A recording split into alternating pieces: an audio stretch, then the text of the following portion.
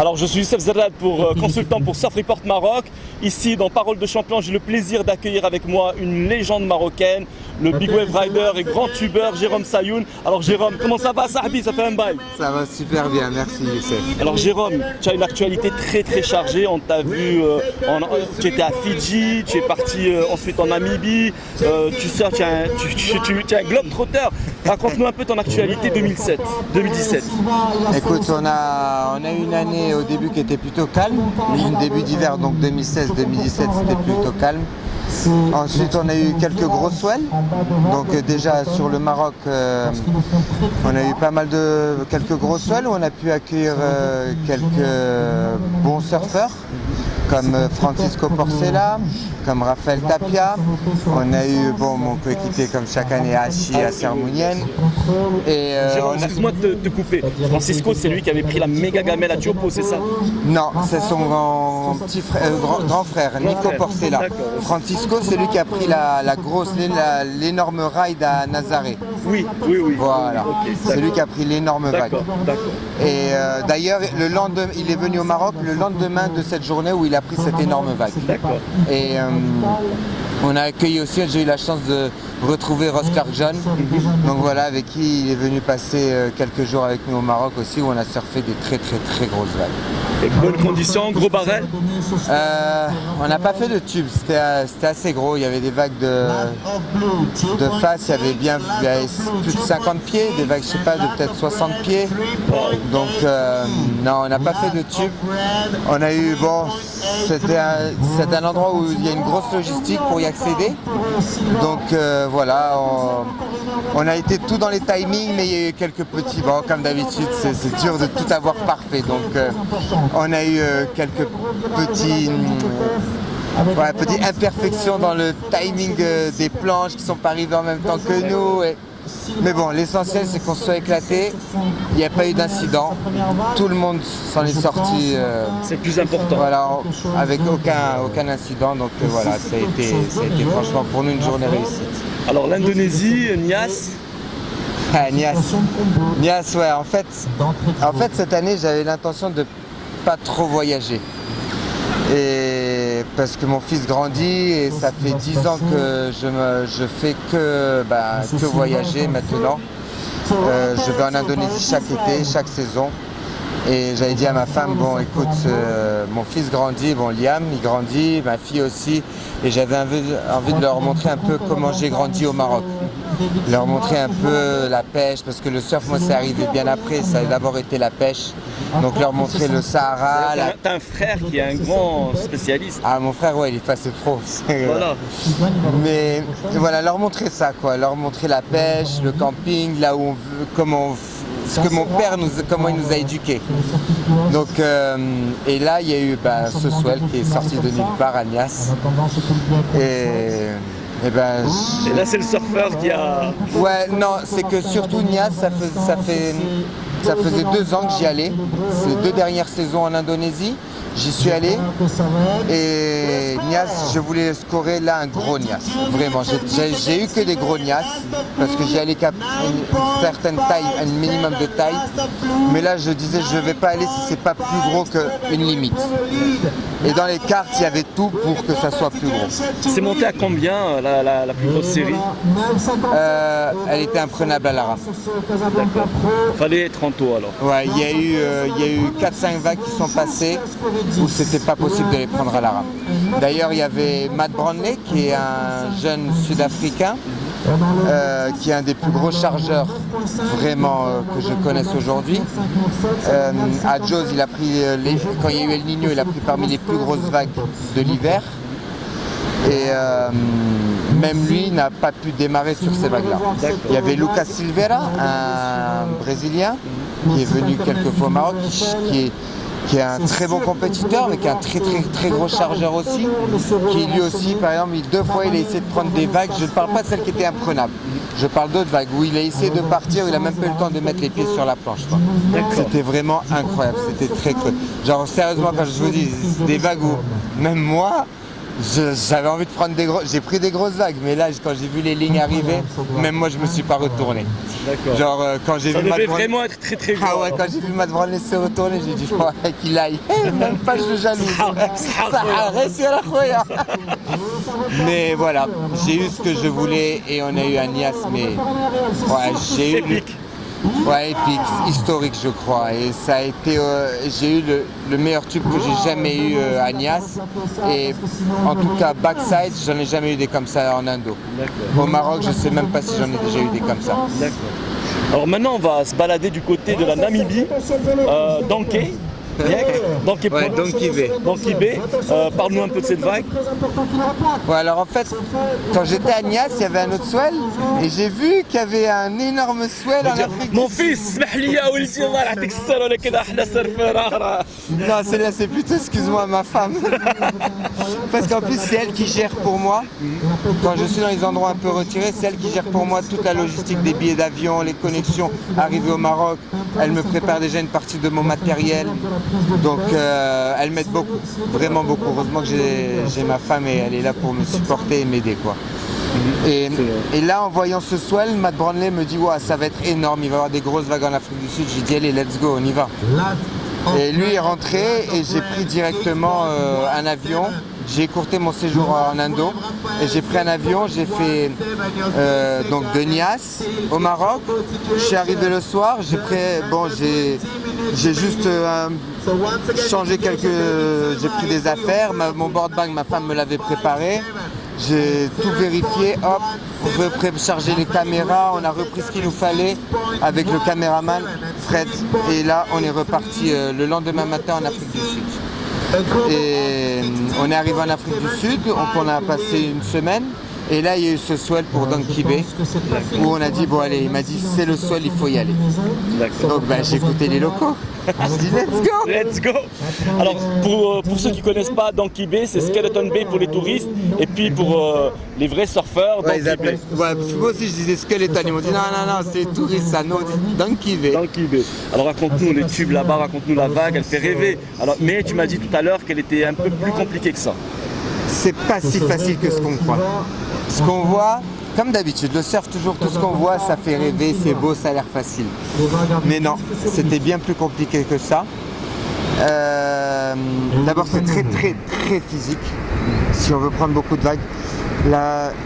En distance, qu'est-ce que je dirais? La vague entière, c'est peut-être 1,5 fois à une jab. D'accord. Donc, on prend de Sidi Abderrahmane jusqu'à la piscine du Sun Beach, la pointe de Miami. De là, c'est cette plage plus encore au moins la moitié. Ça, c'est la longueur, et peut-être que c'est plus des fois. C'est la longueur de la vague. Après, il y a des sections. Mais quand les séries arrivent, elles ne longent pas que toute la pointe. Il y a des séries qui rentrent plus là, d'autres plus là. Et il y a un courant de fou furieux, c'est un courant incroyable. Il va à une vitesse, on se déplace, je ne sais pas à combien de nœuds. Mais en tout cas, ce qui est sûr, c'est que quand on rame, on fait que du surplace. D'accord. Est-ce que vous aviez des jets pour vous Non, aider? il y a interdit, c'est une zone préservée, protégée. Donc il n'y a pas le droit au jet ski. Il n'y a pas le droit que les 4x4 se continuent à prendre comme au début les surfeurs et les remonter. Donc on rame. On prend des vagues et quand on finit sa vague, on attend. C'est la règle qu'ils ont instaurée les Sud-Africains, on attend. Et quand la série, une autre vague vient sur nous, on reprend et on descend. Et une fois qu'on a estimé qu'on est assez bas, il y a une fin où ça fait un short break. Et arrivé là, on peut se refaire un footing de 20-25 minutes pour remonter jusqu'en haut. Incroyable. Et là, on recommence. Donc, dans la journée, c'est un super entraînement. On surfe. On prend des sacrées tours parce que la vague est très technique. Il ne faut pas croire que sa vague à 1 mètre. J'ai jamais fait autant de wipe-out dans des vagues de 1 mètre que là-bas.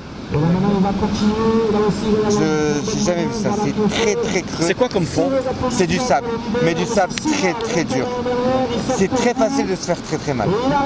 Une mauvaise chute, on peut se tordre la nuque. D'ailleurs, il y a eu un incident. Il y a eu un Sud-Africain qui s'est emmoré, qui s'est, je crois, C'est le coup du canard. brisé, fissuré. Hein? Le coup du canard, du Ouais, lapin, il je s'est veux fait le dire. coup du lapin. Les gens l'ont sorti de l'eau et tout, il était à moitié inconscient. Ah là là. Et c'était pas très gros, la vague où il était, elle faisait à peine 1 mètre. Aïe, aïe, aïe. Donc, mais bon, voilà, c'est une belle destination. Après, c'est plus complexe que ce qu'on voit, comme je disais.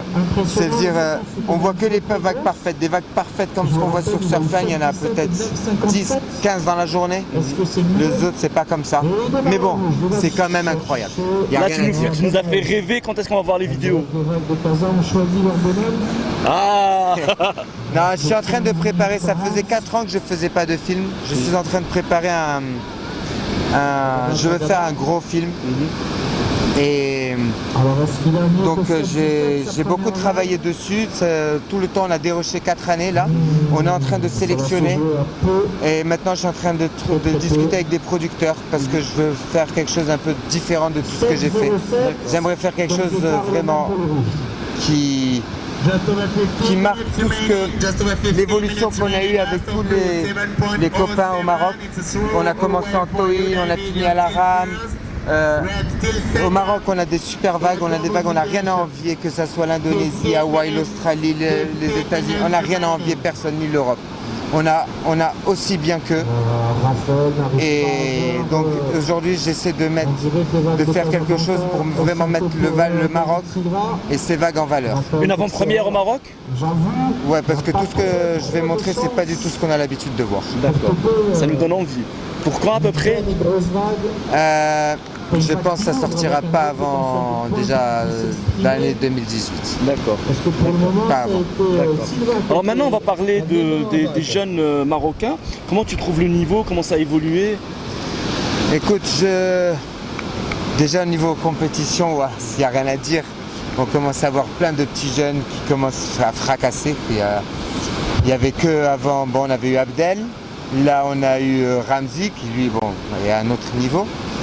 Mais franchement, quand on voit tous ces petits jeunes là, Bouker, Céliane, Camille Morissette, Assad, Jao, ils sont tous là. Bon, il y en a plein d'autres, je ne vais pas tous les nommer, mais ils sont tous là. C'est une belle relève. C'est une très belle relève. Après bien sûr, voilà. Il y a un côté, je pense, qu'on n'a pas encore au Maroc, c'est le côté plus sérieux au niveau des entraînements, parce qu'il n'y a pas, on ne va pas se cacher, il n'y a pas de secret. Pour réussir aujourd'hui dans le surf, il faut beaucoup s'entraîner. Quand je parle d'entraînement, je ne parle pas de ce qui pousse, on fait sortir les pectoraux, on a les abdos qui sortent, ça c'est beau, ça nous donne un aspect incroyable. Mais ça ne sert à rien au surf. Ça, c'est pour les femmes. Voilà, ça c'est pour les femmes sur la plage. Mais non, pour le surf, il y a des entraînements vraiment spécifiques. Là, je pense qu'il y a quelque chose encore à avancer. Et d'ailleurs, ça va leur faire progresser encore plus dans leur surf. Cardio, respiration. Oui, cardio. Parce que faire des compètes, faut pas croire, on surfe que 15 minutes. Mais les jeunes, il y a le stress, il y a le voyage, le stress, la concentration, ça fatigue vachement. Donc il faut une certaine résistance physique. Parle-nous un peu de ton entraînement à toi, pour surfer des grosses vagues, des gros tubes dans des conditions extrêmes. Alors, moi je m'entraîne, j'ai fait beaucoup d'entraînements, j'en ai fait pas mal en piscine, au début je me suis entraîné tout seul, donc c'est pour ça que je sais qu'il y a beaucoup de choses qui ne servent à rien. J'ai passé mes premières années à m'entraîner tout seul à une hauteur de 6 heures par jour, j'ai fait ça direct les premiers 6 mois, je m'entraînais 6 heures par jour tous les jours en salle, voilà. Courir, je mélangeais la muscu, le cardio, tout, je voulais... Et en fin de compte, je me suis plus fatigué qu'autre chose. Ensuite, j'ai essayé de cibler un peu plus mes entraînements, mais j'étais toujours en surentraînement. Je ne me suis pas trop écouté. Donc, il y a 3 ans, je me suis beaucoup blessé. J'ai eu une année où je me suis blessé. J'ai eu le trapèze, l'adducteur, j'ai eu ensuite le genou, entorse du ligament. J'ai passé une mauvaise année. Et depuis, je me suis plus entraîné. J'ai beaucoup surfé, mais je me suis pas entraîné. Par contre, je m'entraîne pas, mais j'ai une vie très saine. Au niveau diététique, je fais très attention. J'essaie de manger le plus sainement possible. Pas d'écart. J'essaie en Le période. sommeil. J'essaie de dormir. Bon, ma femme m'appelle. Je suis un petit vieux. Ouais, je suis peut-être pas un exemple, mais je me couche. Oui, j'essaie de me coucher tôt, vers entre 8h30 et 9h30 au plus tard. Mais je suis levé à 5h du matin tous les jours. Et, Avec la pêche. je suis en forme. Super. Je suis en forme. Donc voilà, il y a une hygiène de vie à avoir pour pouvoir être en forme constamment. Alors Jérôme, excuse-moi, je t'interromps. Tout à l'heure, on parlait des jeunes. Et il y a des jeunes justement que tu pousses à surfer des grosses vagues. J'ai fait un petit clip sur Assad et il m'avait parlé justement, on avait discuté. Il m'avait dit, Jérôme me pousse à prendre des plus grosses vagues, des plus gros tubes. Assad est pour moi, bon, actuellement, il ne faudra pas le passer, hein, ou lui dire s'il ne le voit pas. Non, pour moi, c'est un des plus bels espoirs qu'on ait jamais eu au Maroc. De ce que je vois de ce garçon, d'abord, il est très humble, il surfe très bien, il est très technique et il a un cardio de fou. C'est un garçon qui s'entraîne, ça se voit. Là où à chaque fois que je l'ai amené dans des grosses vagues, Assad prend tout ce qui se passe. Ça veut dire qu'il prend plus de vagues que n'importe qui dans l'eau. Je ne vais même pas le comparer à moi. Quand moi je prends une vague, il est déjà à 5 vagues. La seule chose qui différencie d'Assad d'un plus vieux comme moi, c'est un peu l'expérience. C'est tout. C'est tout. Mais des jeunes comme Assad aujourd'hui, cet hiver, Jao Herrera en plus, j'ai été très impressionné. Bon, je leur ai dit dans l'eau, je veux vous voir charger sur des grosses. C'est facile à dire, mais quand la série arrive et qu'on voit cette ligne arriver comme ça, et il faut se retourner, il faut ramer. Donc, j'ai été très surpris. Assad a des planches qui ne sont pas à lui, donc soit nous, on lui donne des planches. Je me privilégie moi. Je prends bien sûr les plus épaisses. Assad a les guns plus fins, Jao aussi plus fin et plus petit. Jao était en 7-8. Quand Assad, c'est lui qui avait la planche d'après la plus petite dans l'eau, c'était une 8-6. D'accord. Et je les ai vus charger, incroyable. Ça a été incroyable. J'étais tellement heureux de les voir. Après, il y a eu un autre jeune, le fils d'Aziz Boujga, que j'ai pris aussi. Teva. Même Teva. Ils ont quel âge? Ils ont 15 ans, 16 ans tous. Et ils sont là, ils chargent autant que nous. Et c'est leur premier hiver.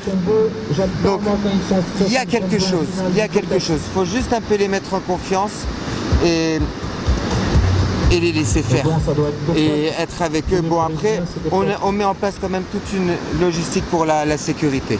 On avait Nourdine Joubert qui était avec nous pour sécuriser tout le monde. Donc Nourdine n'a pas fait d'erreur. À chaque fois, il récupérait directement. Assad tombé, Teva, Jao boum, direct. Avant que l'autre vague arrive, il est sur eux. Donc ça aide aussi beaucoup. Ça aide beaucoup d'avoir ce genre de logistique.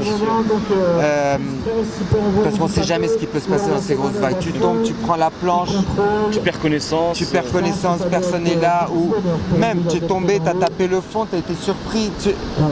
On ne sait jamais, les grosses vagues, c'est un peu. On peut être prêt, mais on ne sait jamais ce qui va vraiment se passer sous l'eau. Donc voilà, en tout cas, il y a quelque chose au Maroc. On a pu. Je reprochais ça un peu en voyant tous les compétiteurs. Je me dis c'est dommage que quand il y a ces gros swells, il n'y ait pas de petits jeunes. Et là, je vois tout cela arriver.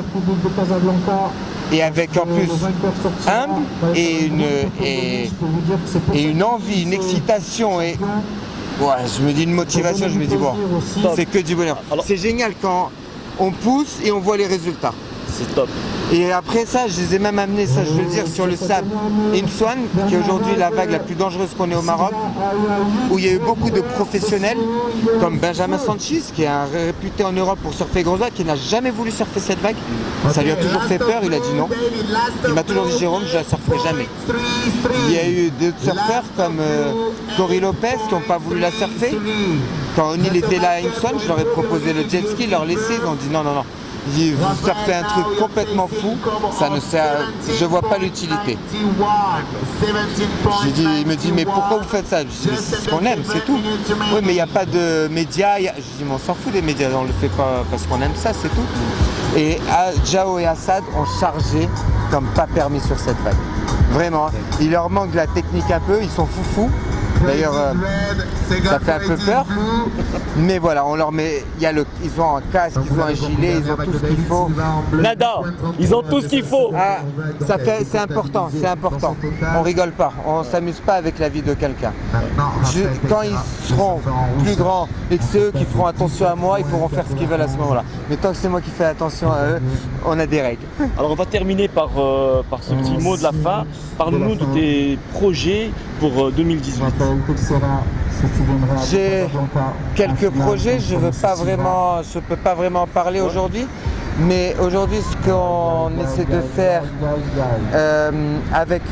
en partenariat avec la fédération aujourd'hui, c'est justement de développer, de faire grandir le surf, de faire certains événements qui ne se font pas partout dans le monde et que le Maroc a tout le potentiel pour faire ce genre de choses. Surtout dans des qualités de vagues qui là par contre pour moi n'existent nulle part dans le monde. Donc voilà, et pour moi personnellement, j'ai des beaux objectifs, bon à part mon film, voilà, vous êtes tous au courant, mais le reste des objectifs, je suis désolé, je garde pour moi, tant que j'ai pas atteint mes objectifs, j'ai pas fait ce que je veux pas trop en parler. Mais vous le verrez. Ben, Inch'Allah, on sera là, on te souhaite bonne chance, Akhouya. En tout cas, c'est toujours un plaisir de t'avoir et super. En tout cas, super. Merci beaucoup à toute l'équipe de Surf Maroc, merci beaucoup.